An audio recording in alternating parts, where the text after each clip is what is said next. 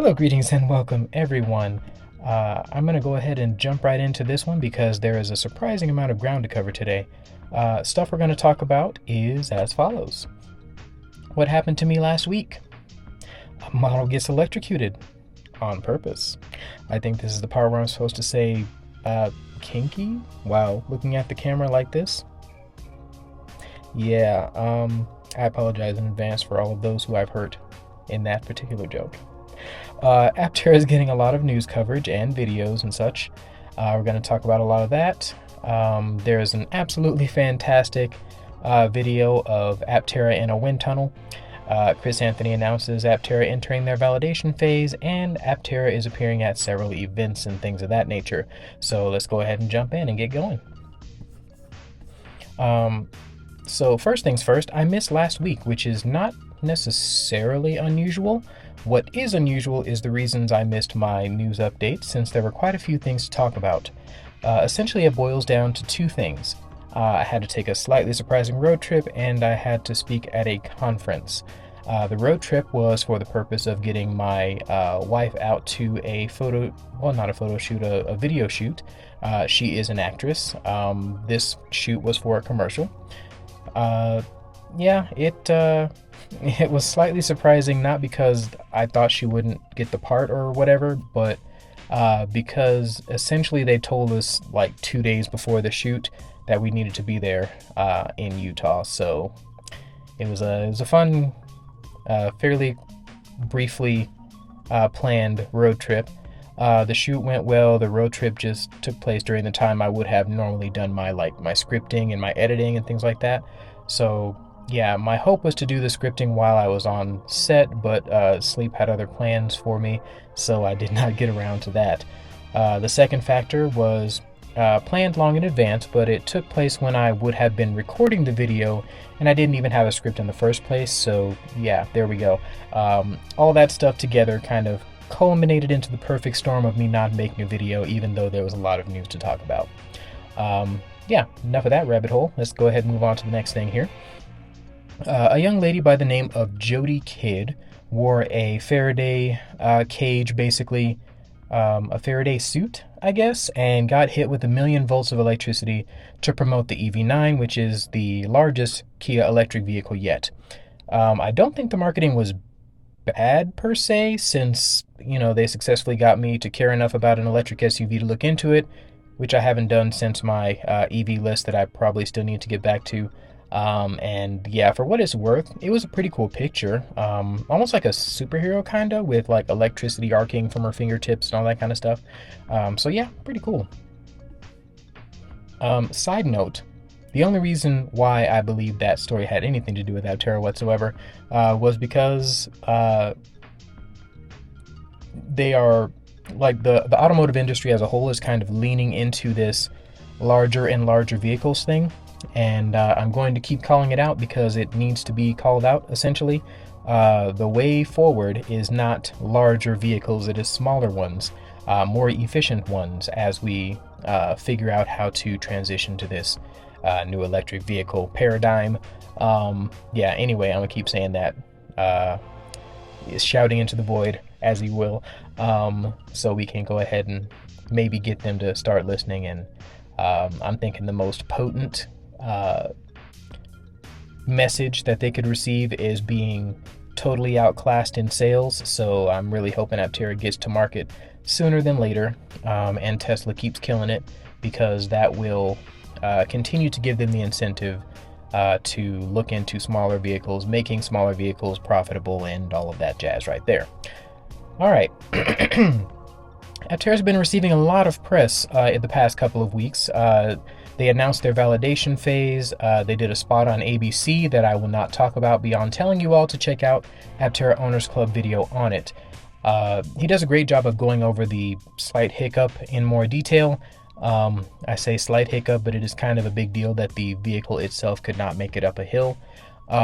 He puts it into quite a bit of Steve puts it into Steve at Aptera Owners Club puts it into a great deal of context, and he gets official statements from Chris and what have you on what actually happened and why it happened and that kind of stuff. So I suggest you check out that video because he does a much better job of explaining it than I think I would have. I'll go ahead and link that video below. One of my subscribers forwarded me to an absolutely fantastic article written by Hotcars.com that I will put below that goes over the general history and future of Aptera and actually gets the facts correct. I'm constantly floored by how strange and not quite correct people get the facts when it comes to Aptera. Little stuff kind of stacks up into a bunch of misconceptions, and yeah, Hotcars took their time. They got the article right. They did right by Aptera, and I really appreciated that. At least from what I could tell from the outside looking in, they got all the facts straight. Yeah, man. So hats off to Hotcars. I'm probably going to be spending more time on their site now that I know that they are probably fairly reputable journalists. I'm not saying one article makes them, automatically amazing, but it was a pretty good first impression. So I'm going to go ahead and take a look at their site as time goes on, and if there's other cool articles that are written about other cool electric cars, I might include those in a news story. Aptera put out a fantastic video on the Pininfarina wind tunnel trip that felt like an almost perfect ad for them. I was half expecting them to throw the logo and a slogan over the end of it with the MSRP, but they did not do that. I plan to go all out on a separate video, but as I mentioned before, time was not on my side. So yeah, just know that that video exists, and a link for it will be down below if you haven't already seen it. It is almost a perfect car video. A car commercial for the Aptera. If anybody in the marketing team is listening, you guys did a fantastic job over there editing that video, and you should definitely use it for Aptera's first commercials if you do decide to market the Aptera through conventional means. In a 2-minute video, Chris Anthony announced the validation phase for the Aptera has officially begun. This means we may start getting concrete numbers and the delta at some point in the near future. It is the point in development that I have been waiting for since I learned about Aptera as a company, basically. I want to see how close they got to their computer models and their projections, and if the past is anything to go by, they'll be pretty close as far as what they've shared so far. Yeah, I'm really looking forward to that. I love numbers, details, spreadsheets, paperwork. Yeah, I know I'm lame. It's okay. I've come to terms. But essentially, I'm waiting for that. Aptera is going to be appearing and has been appearing at several events with their Gamma vehicle. I will link below the events page of the Aptera website if you haven't already been there. And if you don't feel like clicking, I will kind of go through a couple of those that are on the website and some that are not. So Aptera appeared at Comic-Con in San Diego, but they haven't said if they'll be at Comic-Cons in any other state. I certainly hope that they will, but they have not officially announced that as far as I know. They will also be at Tesla Takeover 2023, which I found kind of funny and a little ironic, as well as the Fully Charged events in Canada and the US. I plan on dropping by the Fully Charged in the US, but time will tell if my finances will be kind enough to allow me to do such things. So for things I like this week, there are a few things in the world that I am more envious of or impressed by than a good poet or a good musician. They can see the world in ways I do not and express their world in melodies that move the soul. They can also bring the vision of others to life in a way that stirs the heart and the mind.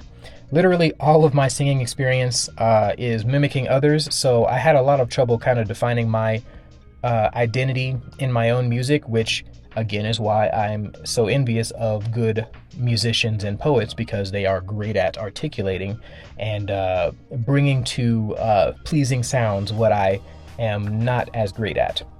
At any rate, one such musician decided to subscribe to my channel, and as I often do with my subscribers that have subscribers, I clicked on his channel to see what his channel was all about. Jason Solomonides has a level of talent that I could scarcely believe, if I'm being quite honest. In the span of 22 minutes, he took my ears and mind on a journey that I honestly cannot thank him enough for. he was among the easiest subscribe clicks that I've made in recent memory, so I suggest you check out his channel. Wonderful pianist.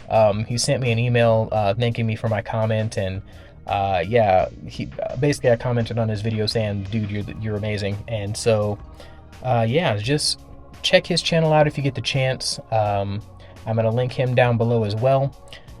So yeah, that's basically it for this video. I thank you guys for watching. I am the Ninjaneer. If you'd like to like and or subscribe, do that by clicking on the links provided. All the YouTubey stuff that you're supposed to say, insert that here. I'll catch you guys next time. Thank you for watching. Jason Solomonides. Oh man, we're gonna try this again. Jason Solomonides. Ooh, a model gets electrocuted on purpose. I think that's the part where I'm supposed to say kinky while I look at the camera all awkward like that number. Yeah, I probably read that wrong, so I apologize.